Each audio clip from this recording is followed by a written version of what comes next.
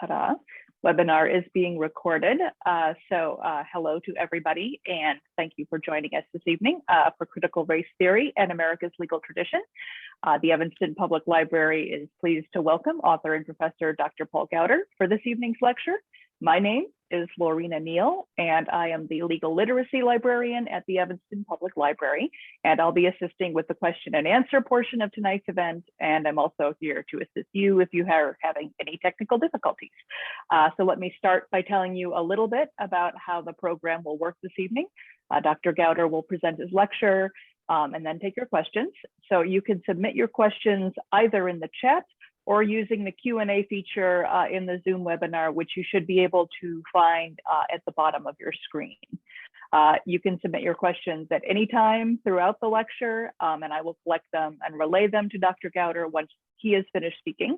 Also, you were promised a free copy of Dr. Gowder's new book, released just today, called The Rule of Law in the United States, an Unfinished Project of Black Liberation.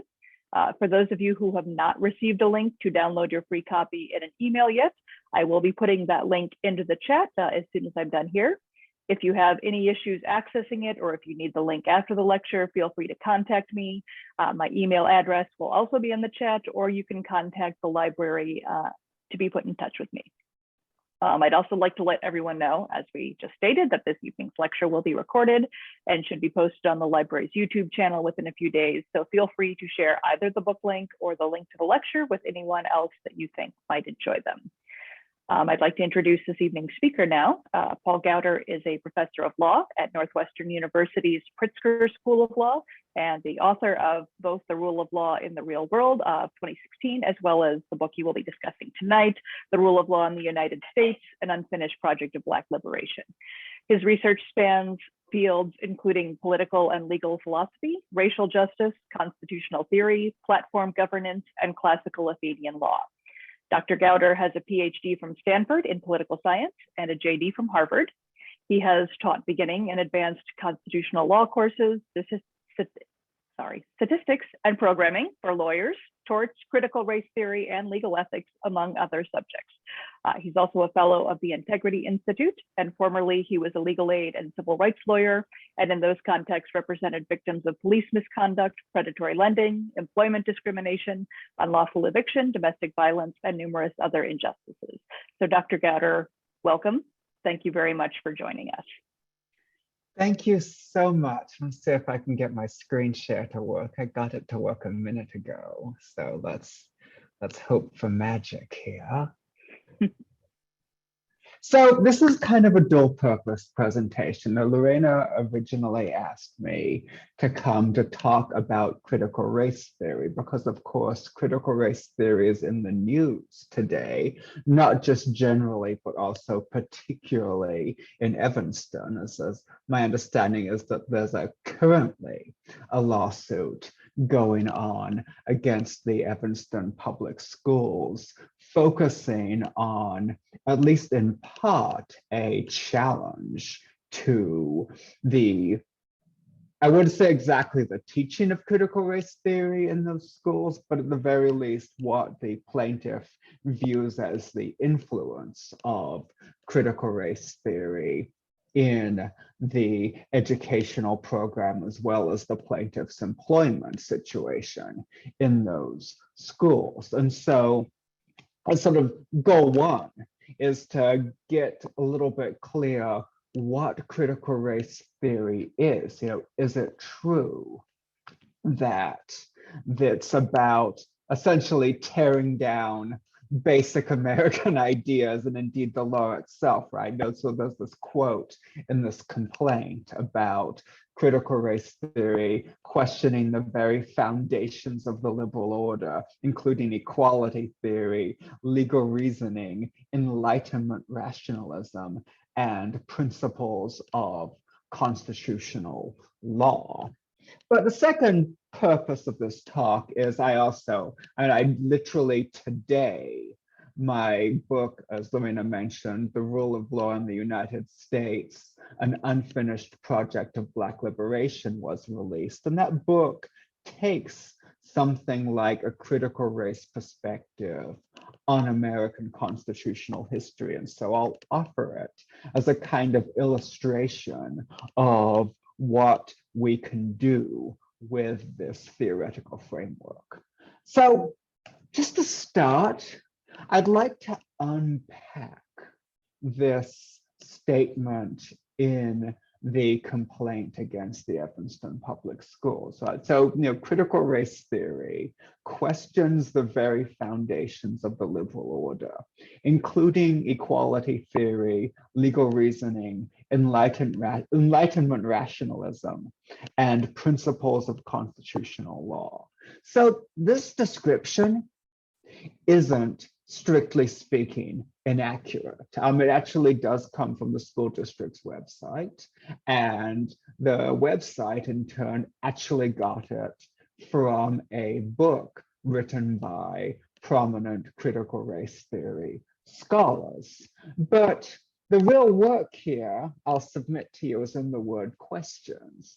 That is, there's a difference between rejects, tries to light on fire, tries to undermine on the one hand, and examines, interrogates, figures out the limits and paradoxes and meanings of on the other. And I'll submit to you that what critical race theory is the latter, and that questions is something that we should welcome.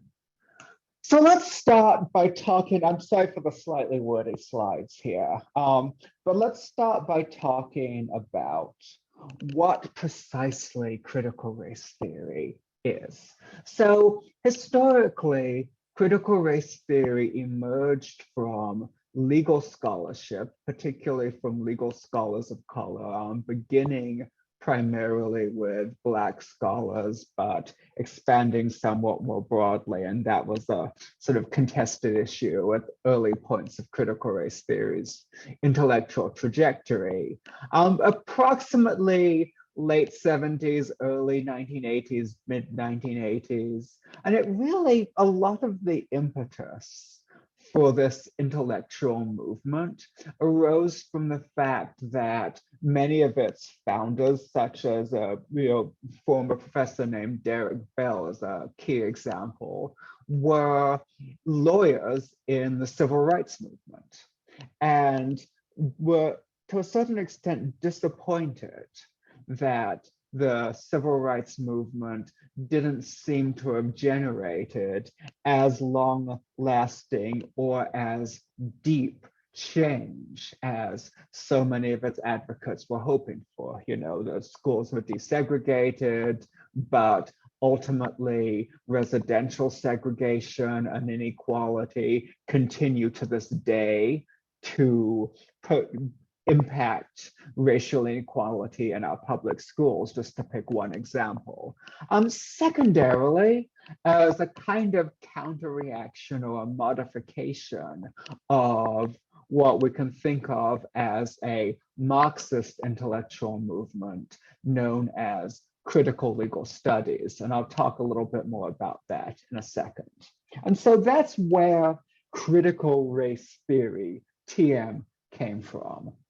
And I'm going to summarize a handful of the key ideas that I think most people who work in that idiom more or less accept. And these are really the ideas that I see as key to the intellectual tradition, but one can only talk about what one thinks is important. So the first idea that I want to suggest to you is that one core critical race theory notion is that standpoint matters. And this is something that feminist philosophers, particularly feminist epistemologists and feminist philosophers of science like Helen Longino, have done a lot of work in developing the notion that a person's experiences, their position in the social world, shape the kinds of ideas that they have epistemic access to. And so what that entails is, many of the early critical race scholars thought, hey, wait a minute, A lot of what is being told in legal scholarship assumes an experiential perspective of whiteness, among other things. And so a lot of critical race scholarship tries to introduce the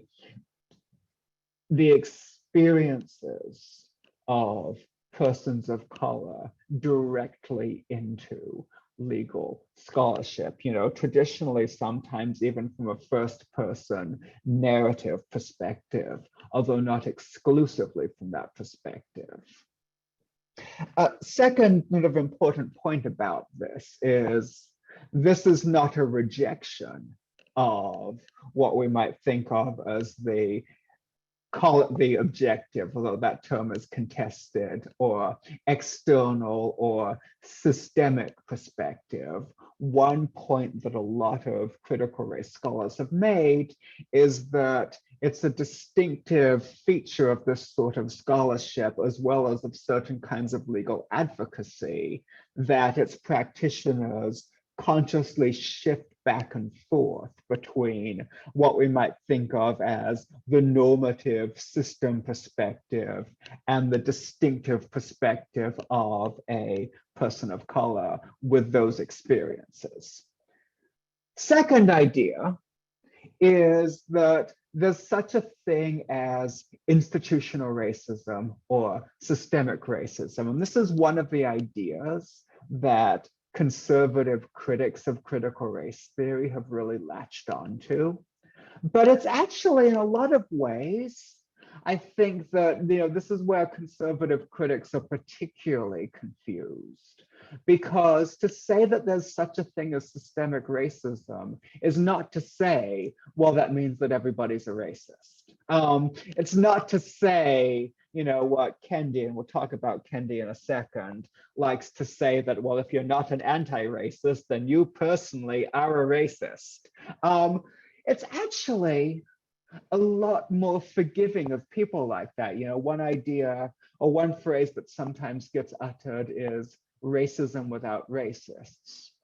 That is the idea that there can be, we don't have to say racism, we can say racial injustice that exists in institutions and in the persistent effect of prior racism that gets carried through, for example, I mentioned this before, residential segregation is a big example, right? It can be the case that the consequences of things like redlining and housing, the consequences of long-standing prior discrimination in the economic and criminal justice sphere can make it the case today that predominantly Black neighborhoods are subject to economic and social disadvantage. And we can call that a kind of racism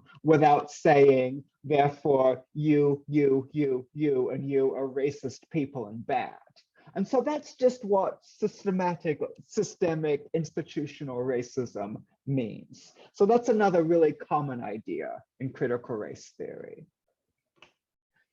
Big idea number 3, the notion that race is socially constructed, right? I think many people these days who don't work in that tradition also recognize that race is socially constructed, that even though skin colors are found in nature, the racial categories that we apply to those skin colors come from society, and meanings of race can shift over time.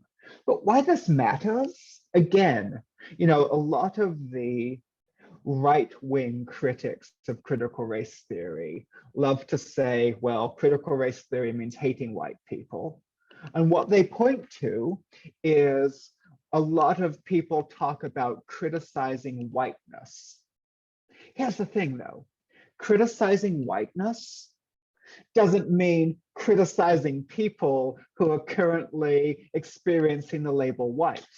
right? Criticizing whiteness means criticizing the social construct of labeling some people as white and then having those people enjoy advantages because of our previous slide, systematically racist institutions.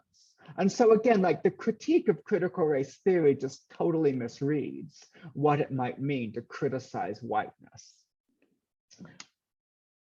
Finally, fourth big idea that I'll mention, because it's another thing that shows up in a lot of people who criticize critical race theory, is a rejection of the idea that the constitutional law in particular and the government should be colorblind. And mostly this plays out in support for things like affirmative action. And essentially the idea here is that most critical race scholars think this is misguided, again, just because of the existence of institutional racism. That is because of the existence of systematic social disadvantages, right? So, you know, if high schools, if predominantly Black high schools are worse than predominantly white high schools because of the effects of things like residential racial segregation, then colorblind college admissions, to pick an easy example, is actually going to just perpetuate that pre-existing unfairness. And so for me, those four ideas, right, the importance of standpoint, the existence of institutional racism, the social construction of race, and the critique of colorblindness are really the sort of four key ideas in the what critical race theory is bucket that are worth mentioning today. Okay, what about the Constitution, right? Is critical race theory like against the Constitution or against legal rights, you know, against the Bill of Rights, against equal protection? And the answer is no. Now, to be sure, you know, this is a place where a lot of people disagree. But one of the reasons that critical race theory exists is as a pushback against, in particular, critical legal studies, where I actually want to show you this quote from a famous early article by a scholar named Patricia Williams. So what Williams is doing here, so this is an article that she wrote where she criticizes Marxist and critical legal studies scholars who were famous for saying, you know, legal rights, the Constitution, you know, that's just ideology, right? Like in a just society or in a, you know, non-capitalist society, we wouldn't need any of that garbage, right? And so they say this, and Williams says, hey, wait a minute, you know what that is? That is a really white point of view, right? Going back to the standpoint epistemology, Williams says that's a point of view that you can come to a lot easier if you are somebody who society has treated as hierarchically important.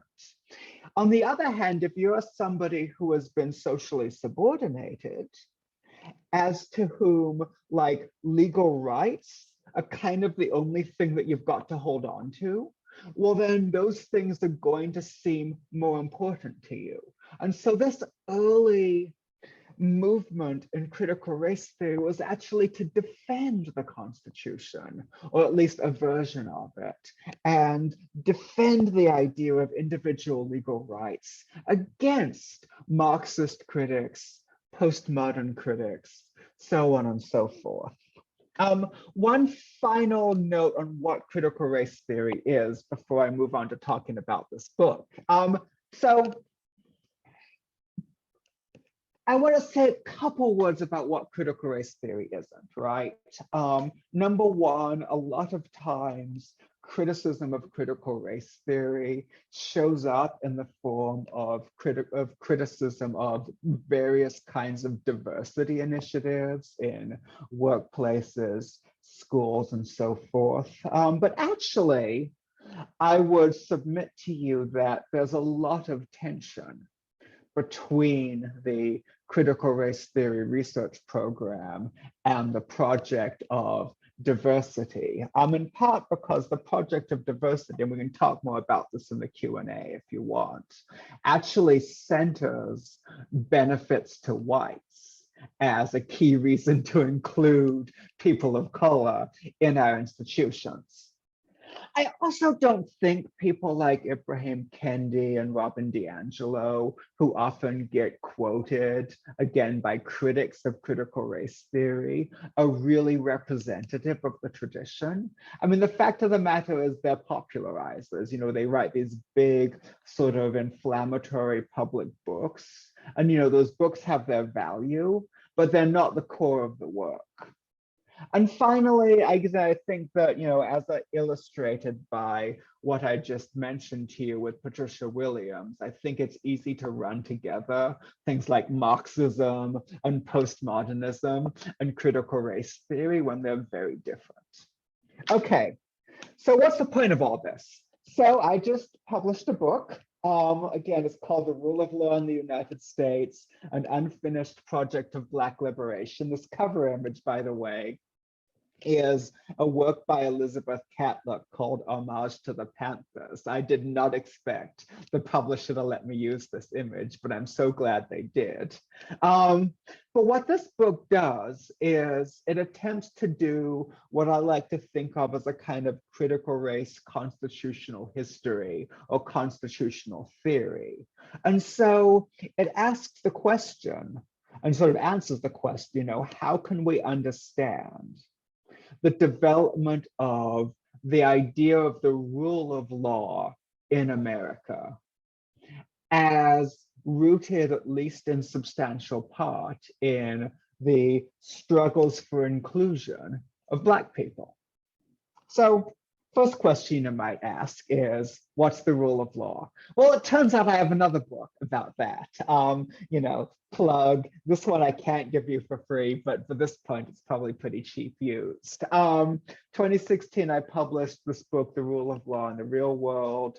It effectively, what the question of the rule of law is how do we have a society where power, particularly government power, but you know, often also power granted by the government, we'll get to that in a second, is used pursuant to the law and is used in a way that's accountable to public standards that can be relied upon by the people over whom power is used, right? Do we live in a world where the police can just arrest whom they want?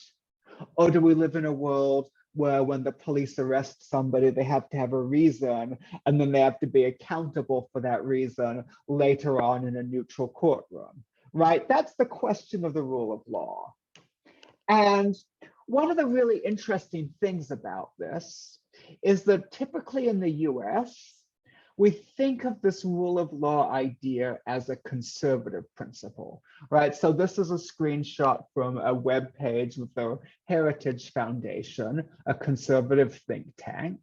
And, you know, the rule of law is buried in the middle of item 8 here, along with traditional marriage and not having taxes be too high, and then connected to the rule of law, free enterprise, economic freedom, private property rights, you know, sort of like basic conservative stuff.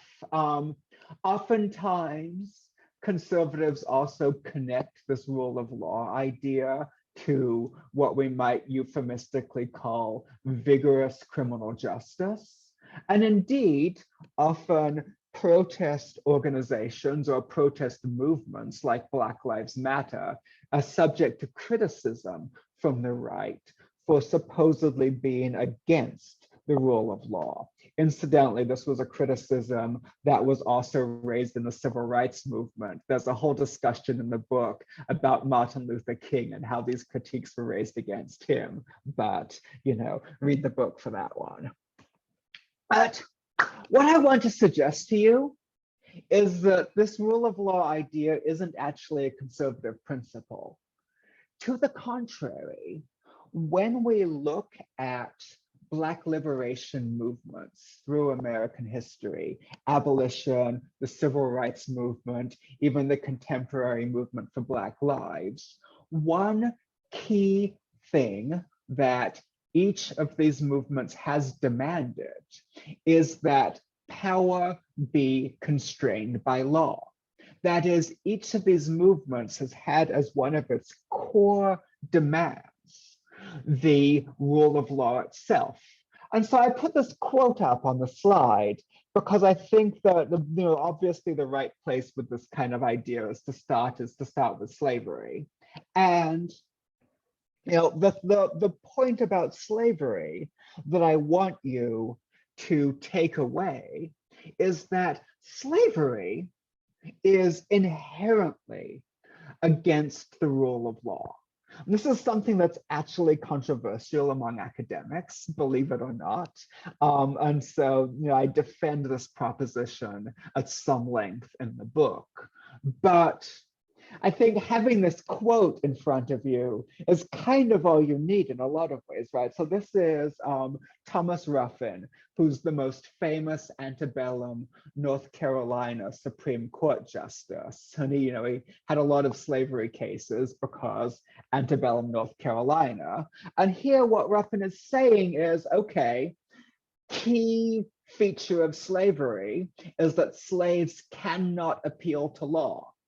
Right, the power of the master is granted by law, and then it is unconstrained by law.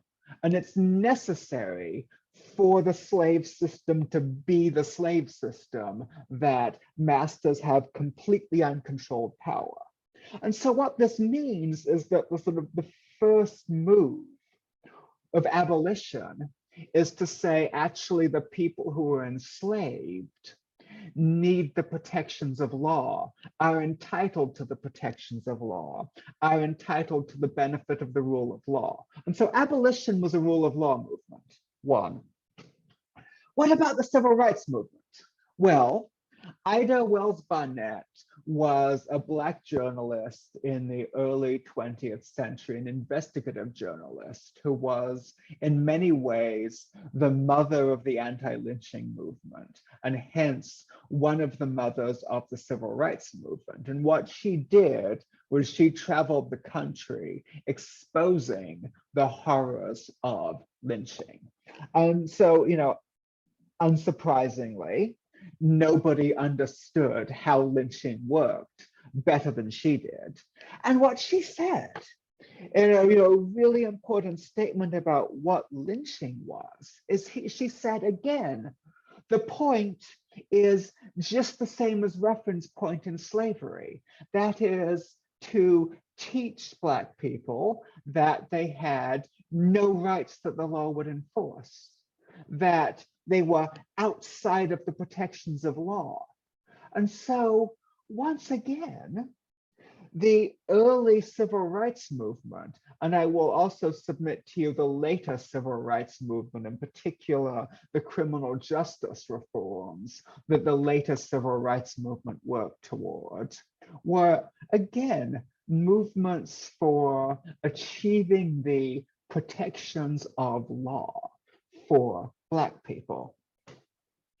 I want to go back to this Patricia Williams quote that I had up before, because I think that starting with Ruffin and Ida Wells Barnett really can help us understand why we might understand critical race theorists as pro-law in important ways. If we think so much of the history of American law has been in denying the protections of that law to Black people, I think taking the experiential perspective of Black people, as Williams does, leads us to ask, what are some of the distinctive ways that those who had been participating in the struggle to get the protections of law might appreciate that.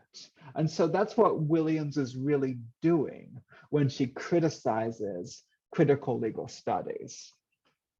And I think that one of the things that's really interesting about looking at this history is that there are some really powerful ways in which the appeal to law by activist organizations can really like shed light on how the legal system works. And so this is one of my very favorite examples. And so this is, Bobby Seale was one of the leaders of the Black Panthers. And so he's writing this book about the sort of history of the Black Panthers, right? So they were this kind of scary, radical bogeyman organization of the civil rights era, right? Like we think of the Black Panthers these days, we think of a bunch of guys carrying really big guns. But actually they started as an anti-police brutality movement.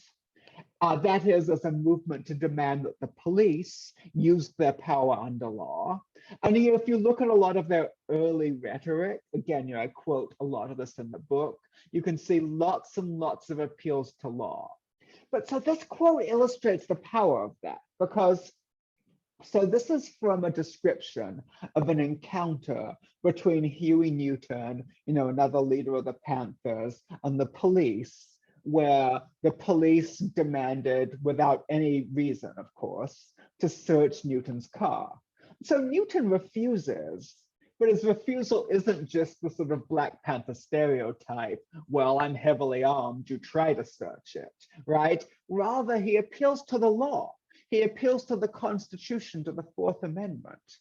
And what's really telling about this quote is because the response of the police is like, clearly they see the Constitution as their own kind of personal, institutional, social, and racial possession, right? Like they see the Constitution as a resource for people like them, not as a resource for like people like Huey Newton. And so they're just like, it blows their mind that this Black guy can appeal to the Constitution, right? It's like, you're just turning it around. Like, who the hell do you think you are? And so I put this up there because the end of the story in the book is Seale's talking about how like this was kind of a recruiting thing for the party, that people saw Newton like wield the law as this barrier against police misconduct, and like were inspired by it. So it really like it was directed at and was perceived by all sides as expanding the scope of the people who could appeal to law. Again, this like really core advocacy for the achievement of the rule of law in the United States. Here's the other thing, right? All of this stuff worked, right? So, we talk about, I talked about all of these movements as being rule of law movements. And the other thing that matters about this is that these movements get a lot of credit in the enjoyment of legal rights that we all have today, right? So, there's a lot of history about the role of the enslaved in achieving their own freedom, starting with Du Bois, but moving on into modern historians. A work called The Slave's Cause by an author named Manisa Sheena is a particularly good recent book on the subject. After abolition, it took a lot of freed people doing a lot of work to push through the 14th Amendment, which is the main source of our rule of law principles in contemporary America, in the form of the Equal Protection Clause, as well as of the Due Process Clause that applies to states. And then I mentioned this very briefly earlier, but it turns out, and historians like Megan Ning Francis have written important work about this, that anti-lynching work actually helped build the legal foundation for the famous Warren Court criminal justice reforms to things like access to public defenders, access to juries, and the exclusionary rule, all of those protections against arbitrary police power that we currently enjoy derive from this rule of law activism by Black freedom movements. And so this stuff really mattered. So 3 key points, right? Again, 1, key forms of Black oppression ought to be understood as rule of law problems. 2, Black activists have challenged those rule of law problems by appealing to existing constitutional ideas from which whites benefited. And 3, that this matters because our existing constitutional institutions come from that struggle. For example, if we think that, as constitutional originalists do, that how people understood the Constitution should be a factor in how the Constitution is interpreted, well then, the fact that many of the authors of our constitutional institutions were activists struggling for their own inclusion in the legal system helps us understand what kinds of things we ought to understand our Constitution as demanding and achieving today. And finally, going back to the beginning, right, the only way we can get to this kind of reading of our constitutional history is by taking what we might call a critical race standpoint on American constitutional history. That is, that puts in the center the experiences of those who have struggled for their own inclusion, and recognizes that our legal institutions are in part aspirational. And in that sense, right, going back to the issue of, is questioning a problem, like is questioning liberal equality and the Constitution and all that rest of stuff, is it the same as trying to tear down those things? I would say no. Actually, scrolling back to that slide, questioning the very foundations of the liberal order is a way to try to achieve those things. Try to say, hey, you think that you've achieved a liberal order, you think that you've achieved equality and just application of the Constitution, but maybe you haven't, and maybe it ought to be more inclusive. Critical race theory can be, wow, that went a lot further than I thought it would go, can be patriotic even. So that's that. So I have, as Lorena mentioned, you can get a free PDF of this new book. Is https://rulelaw.us. You can also Google me, go look at my other work. But thank you very much. And I will turn matters over to the Q&A now. Well, great. Thank you very, very much for sharing all of that with us and for sharing your book with us, which is truly exciting. I also want to personally thank you for starting off the lecture by using the word unpack. It's been a long time since I was in law school, and I have not unpacked anything other than a suitcase for a very, very long time. So I was thrilled. So the first question that we have from the chat tonight, going back to the point about systemic racism, institutional racism, is what you would call those then who do carry out those old systemic policies that still exist. Yeah, that's something. I'm not denying that there are still some racists out there, right? There are absolutely still some racists out there. But what I would suggest is that for the most part, it's not as helpful to focus on people, right? So the reason it's not as helpful to focus on people, and it is more helpful to focus on institution and policies, is because if what we're trying to do is achieve genuine equality, right? We're not going to, oftentimes the real problems are not caused by any one person. They're not caused by any group of people acting in concert, right? They're in a sense emergent.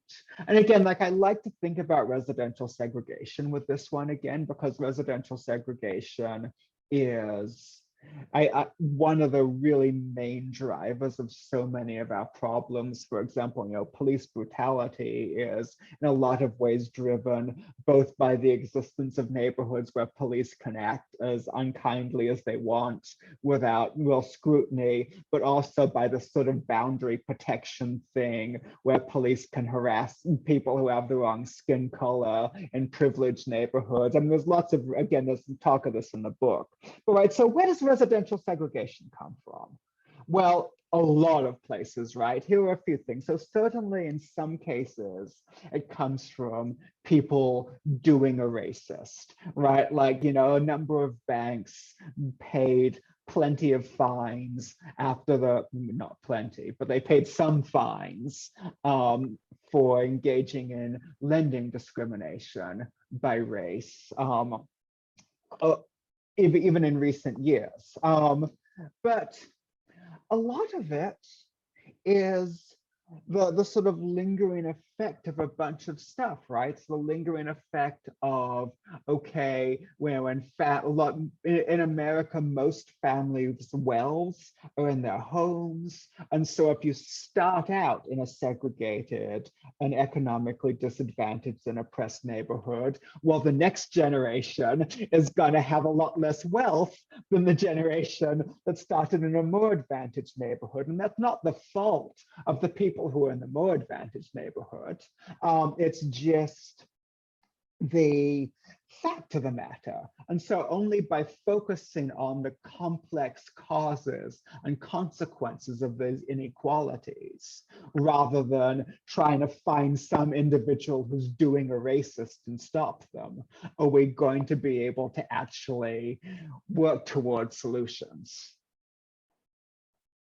Excellent, thank you. And kind of as a follow on to that, do you think our systems are truly interested in making change? Yeah, so I think identifying what we can call, I'm going to be very like professor at you and call it like the telos, so the teleology of our systems, like identifying what our systems in some sort of weird anthropomorphizing sense want or aspire to is not an empirical inquiry. Okay, that was an extremely professory answer. Let me give you the human answer. What our laws and our institutions aspire to is something that we make today. In other words, the thing about the Constitution, right? So I'll give you a great example. It goes back to abolition. So a lot of abolitionists were what were known as, followed a guy named Garrison. And so what Garrison famously thought is, the Constitution was this really slavey document. And so he called it, a covenant with hell and a bargain with death or something like that. And so Garrison said, this Constitution is evil. It's, locks slavery into our country. The way to move forward is to light it on fire. And there was a truth to that, right? There was a truth to that in that it's absolutely the case that our Constitution had lots of protections for slavery in it, that it was written by a bunch of slaveholders. It was a very pro-slavery Constitution.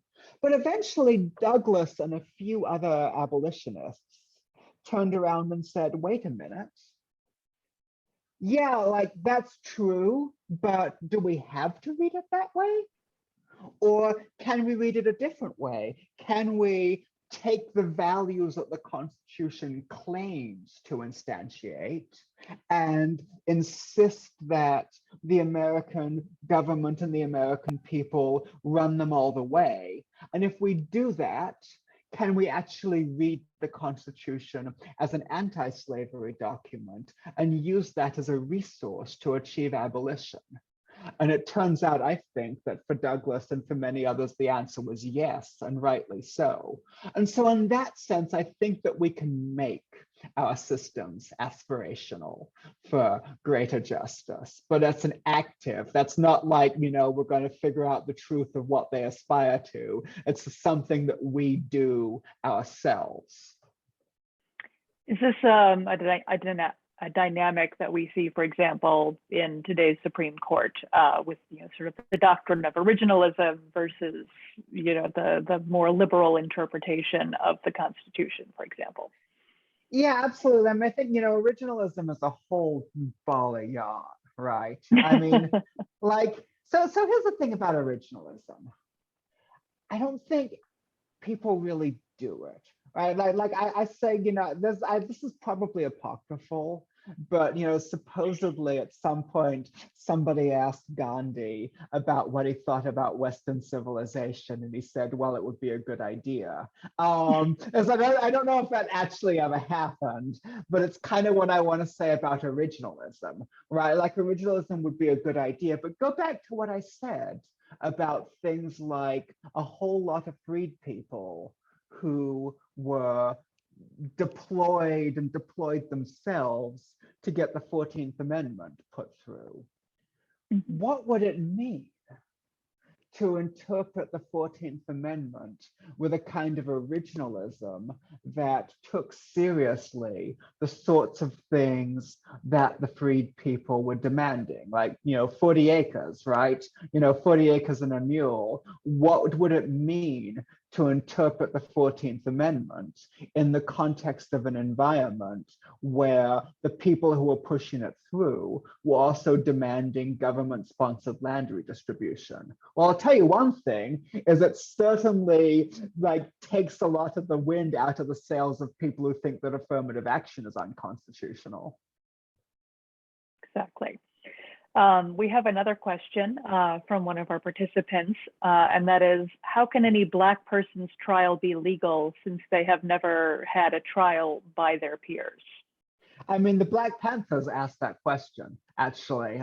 In the book, I quote one of the, I think it might have been the 10-point platform, where they say, like, hey, we've got this trial by peers idea in American culture, and actually it turns out that you're convicting all of these Black people with juries full of whites, and release them all. So I think that's a totally fair question, and I think that to some extent, yeah, right, like that's a criticism. The inequities of jury participation as one major rule of law criticism that we can make against our existing criminal justice system. Actually, a professor at Georgetown, Paul Butler, went even further.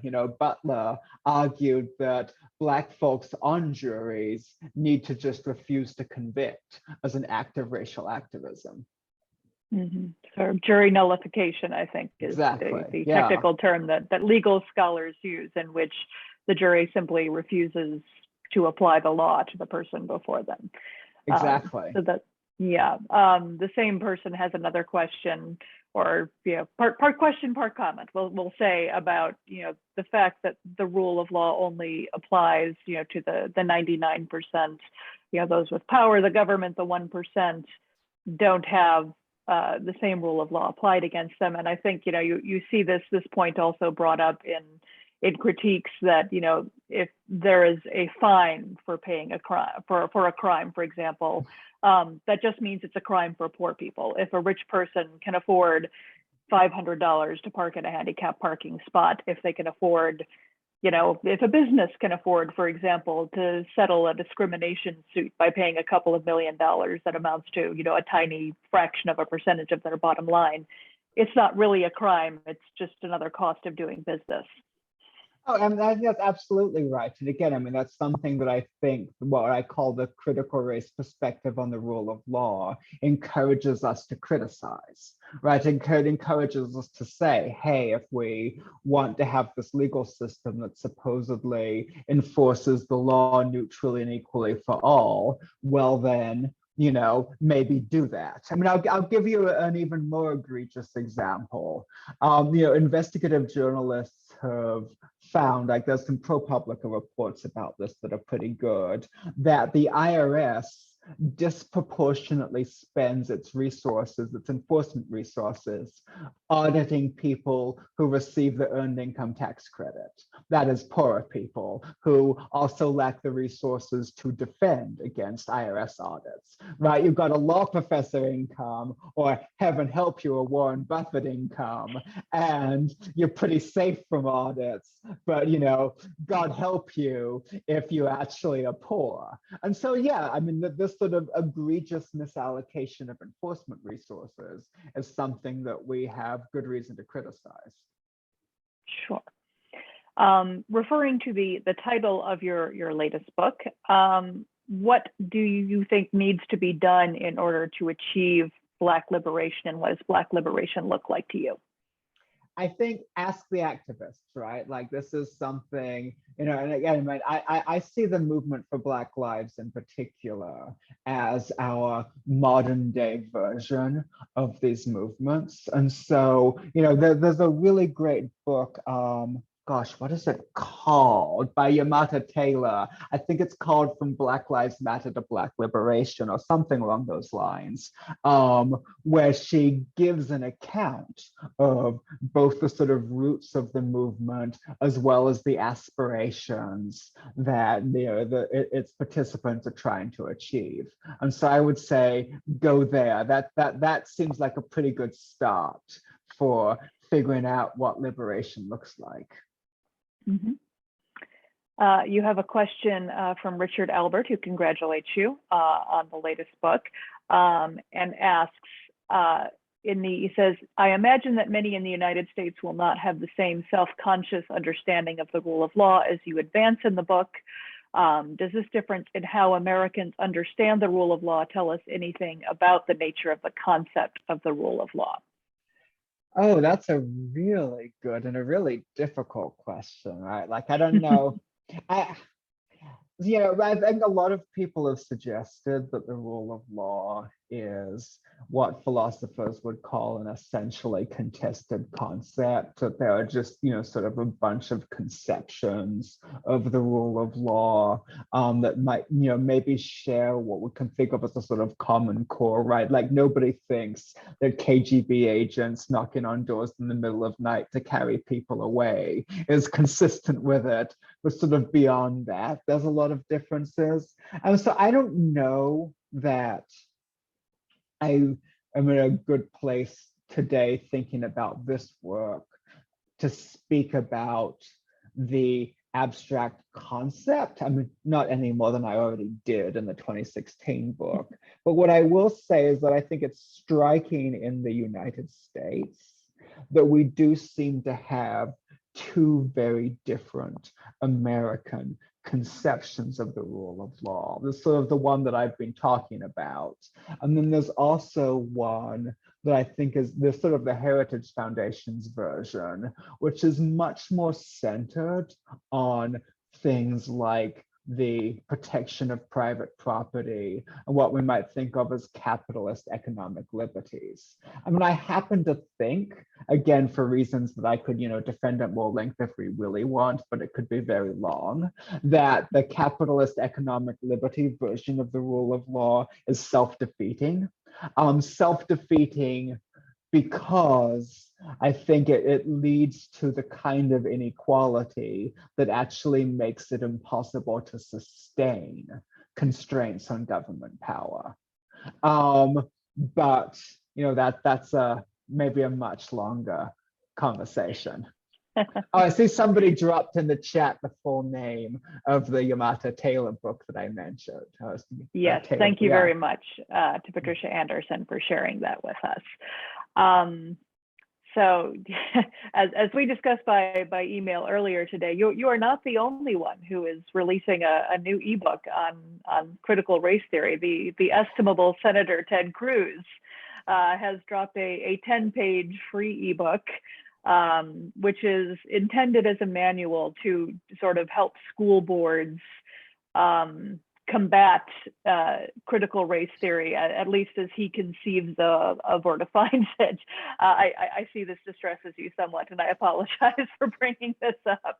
But I wanted to know, A, sort of what you think about this movement to categorize any discussion of race as critical race theory within our elementary and secondary schools, and what you would characterize it this as instead. What would you characterize our elementary and secondary schools as teaching if it is not critical race theory? Yeah, so on the first question, I mean, I think you could take out critical race theory and put in communism, right? Like, I mean, it turns out that when you're in the middle of an ugly political fight, that it's useful to be able to take an idea and like come up with its most scary possible version and then equate everything that's even sort of remotely adjacent to the less scary versions to like the most scary thing you can come up with, right? So I don't really feel like, you know, sort of Ted Cruz's manifesto against critical race theory or whatever is even worth engaging in, right? Like it's just, you know, another version of McCarthyism. I don't care. Like Ted Cruz can squawk all he wants. In terms of the schools and institutions thing, right? I think it's complicated. I mean, I in a lot of ways, I have a kind of conflicted feeling for, you know, what at least allegedly goes on in some of these institutions as well. Right, like I think, you know, to the extent, for example, that children are like being asked to do, I don't know what, like privilege walks and things, which I think a lot of people on the right point to. I mean, like that kind of upsets me too, honestly. Like I'm not particularly convinced that we should be singling out children and demanding that they, you know, interrogate their own racial privilege at age 10 or whatever. I mean, that seems a little much to me, frankly. But I think that what we're seeing is a conjunction of a few very unfortunate things, right? One is we do have, and I want to be careful here, right? Like we've got a kind of popular race radicalism. Again, I'm thinking about like, you know, D'Angelo's work and Kendi's work, where there are a lot of really good-natured people who are reading these books and thinking, okay, like I'm being told that to sort of combat racism, like I have to sort of do and propagate this kind of deep personal self-criticism thing. And then you sort of combine that with like bureaucracy, right? You combine that with, you've got like an employer or a school district or something that needs a policy. And, you know, if like they think they're going to combat racism, they need like to put a program in place to do it. And you put those two things together, and what you get, I think, is really unfortunate. I don't think it's like unconstitutional, but I think it's a little bit unfortunate because you kind of get this like very personalized, like, you know, telling everybody to check their privilege kind of thing, which I think is experienced by many as like, you know, singling out white people or something. I don't think that's what it is. But I think like I can understand how people experience it that way, and it kind of fuels this right-wing critique. And I don't really think it actually does a lot to combat what, you know, I've described as systemic racism. And so I actually share a lot of the skepticism that many on the right have about a lot of these programs. I don't think that makes it unconstitutional, and I don't think it means that we need to ban critical race theory. I hope we don't ban critical race theory. I teach it. But we would hate to see you unemployed on the streets as a result. Seriously. So with that being said, and your perspective on the these sorts of programs not being particularly helpful in schools, what do you think would be helpful? Do you have any thoughts on that? I mean, it's hard, right? Like, I think we have to recognize that schools have a really, really hard task right now, because I mean, I do think, right, like that they do need, like, in our society, race exists, and I mean that in the most like serious social constructionist sense possible. Like, race exists in our society because we have created race in our society. And if people don't learn about it, then they may find themselves unwittingly propagating it. But,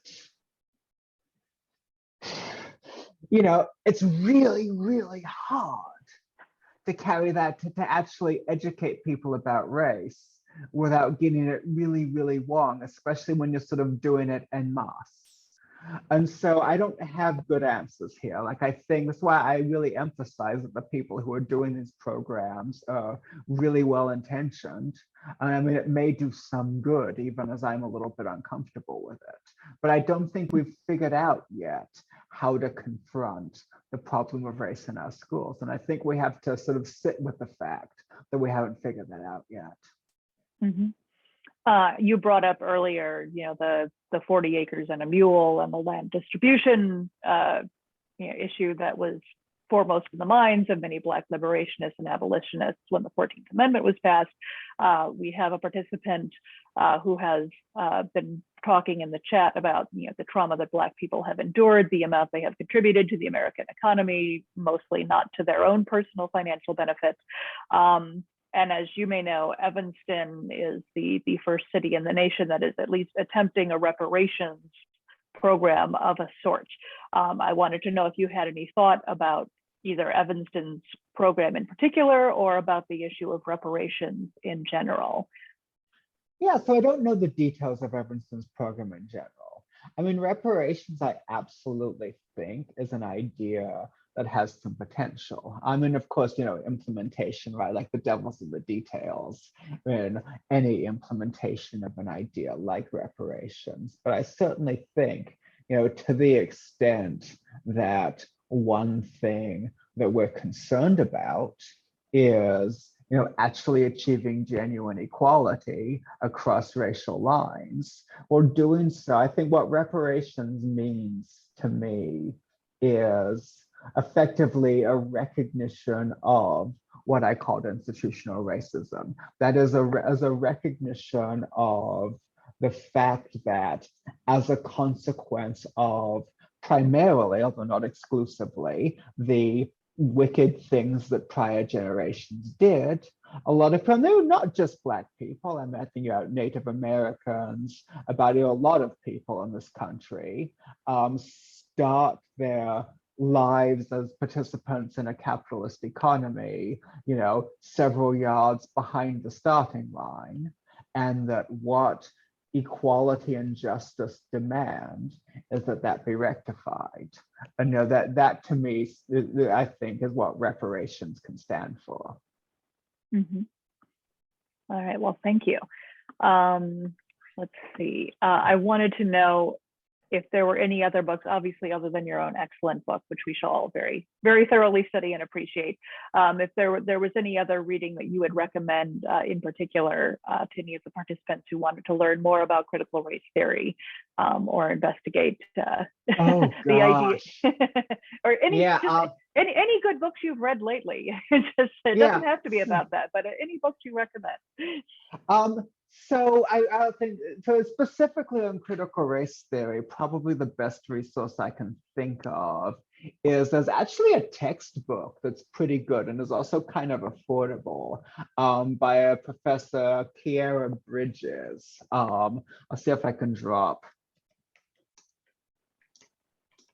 the link into the chat. If Google decides to work for me this week, which is always an open question. Let's drop the Amazon link. Sorry, I know Amazon is not exactly the most... Your public library may also be able to help you. Get a Yeah, copy. but at the Your very least, you can interlibrary get loan. what it looks like. So yeah, I think you can get it a lot cheaper than the $50 that it has it for. Just, take as an example. But so I think her work is a really good place to start on just the sort of what critical race theory is, because it's a really nice textbook written for law students, but also works for a general audience and is really comprehensive. And so that's great. Like if I were teaching a sort of broader, like an undergraduate class or whatever, I'd teach out of that book and do so happily. In terms of other books, I mean, to my mind, I think what's a lot of stuff that's really interesting in recent years in academic books has been like history about slavery and about the relationship between sort of slavery and migration, slavery and Native American removal, and sort of the early American ideology. And so there are a few books. There's a book called, oh, wow. I'm trying to, again, I can never remember titles, and now I've like broken my monitor somehow. Can you still hear me? Oh, yes, wow, I can still hear you. My whole We can still hear and see you. Oh, good. I like froze all my displays while I was trying to do this. Yeah, okay, so there's a book called by a guy named Sant, I have no idea how to pronounce his name, Claudio Sant, called Unworthy Republic: The Disposition of Native Americans in the Road to Indian Territory. That's really good for understanding the role of the expulsion of Native Americans in slavery and all of the rest. Another book that I really like that's a bit more academic, and again, I'm going to Google for the exact title. Oh, here we go, is Aziz Rana's book, The Two Faces of American Freedom. And so what that book does is it like sort of talks about the early American ideology in the context of colonial settlement and how the sort of conception of freedom and property that I argue drove the American rule of law came from that colonial context. And so that's another, like, really, like, those are probably my two favorite books for just thinking about the foundations of the sort of problem that we face. One other book that I want to actually recommend, and that's actually a book more about contemporary situation. A political theorist named Elizabeth Cohen wrote a book called Illegal: How America's Lawless Immigration Regime Threatens Us All. In chapter 6 of this book, I talk a lot about immigration law because I think that we can see a lot of the legal distortions that first cropped up in slavery and in Indian removal again appearing in our immigration system. I think Cohen's book is a great articulation of why our immigration system is in serious tension with these rule of law values that we hold dear. One of our participants recommends also books from the Center of Inner City Studies. So that may be something else. And then someone asked, what was the name of the book on Native Americans again? If you could repeat that. That was called Unworthy Republic. Unworthy Republic. Okay. Yeah. Thank you very much. All right. Does anyone else in the chat have any questions? I know we've had several comments that I haven't got there that are lengthy, and I haven't gotten through all of them. But dealing with, the nature of American law as a form of apartheid, the UN recognizing Black people as being the victims of the largest global Holocaust, and ongoing, repercussions from this for Black people. How do you think critical race theory could, if applied to American law, could change it? What does a world or an America that recognizes and takes critical race theory seriously look like? Yeah, I mean, the last thing as well, before I say answer that, I mean, the mention of the Holocaust and of like the UN reminds me of one other really great book that I want to recommend, which is Mary Dudziak's book. She's a historian. Oh gosh, again, I need the title. Oh, this is so annoying. I can never. Oh, here we are. It's called Cold War Civil Rights. And this is, and so she's a historian, and what she did was she articulated sort of how the international context really drove the successes, or many of the successes of the civil rights movement. And one of the people in the chat mentioned We Charge Genocide, which there was a contemporary civil rights organization in Chicago, but it's also the name of a charge that activists in the civil rights movement brought, I believe, to the UN, or to some international human rights entity, charging the United States with genocide. And what Dudziak's book really does is really show how those kinds of international human rights appeals and the sort of international embarrassment that the US suffered fit into the civil rights movement. So, and that is one more book recommendation. Okay, so what does a US, or at least the US Constitution, with a kind of critical race consciousness look like? I mean, I think the answer to some extent is we don't know, right? And so I know somebody mentioned that the last time I got one of these questions, I gave a very academic answer. I'm about to do that again. Sorry, it's kind of, it's in the job description. But, I think that, we, like, this is like building a just society is a process that is never completed, right? Like what we have, and the reason it's never completed in part is because, the sort of unfortunate reality of politics is that people have deeply conflicting interests and tend to be willing to be a bit ruthless in achieving those interests. And so, I think of, honestly, and this is, very like professor who reads Hegel. So very sorry for this, but it's what I think. Like I think of like political and constitutional history as a sort of series of ongoing struggles for inclusion. People, we can really see that today, right? Like I think about the victories, sort of very radically shifting directions of the LGBT movement in recent years as a sort of great example. Like we moved from, not a very long period of time, from being gay as mental illness / crime to the widespread inclusion of gay people to the widespread or sort of increasing inclusion and acceptance of transgender people as sort of a step beyond even the inclusion of gay people. And I think that in that movement, we can sort of see like we went from a place where sort of people weren't really thinking about this particular challenge of inclusion to, okay, we've achieved that kind of sort of partially. Let's, think about what the next step is. I think there's always going to be a next step. So again, what we need to do is we need to listen to activists on the ground, and we need to, understand that politics and law is not a work that can be completed. Mm-hmm.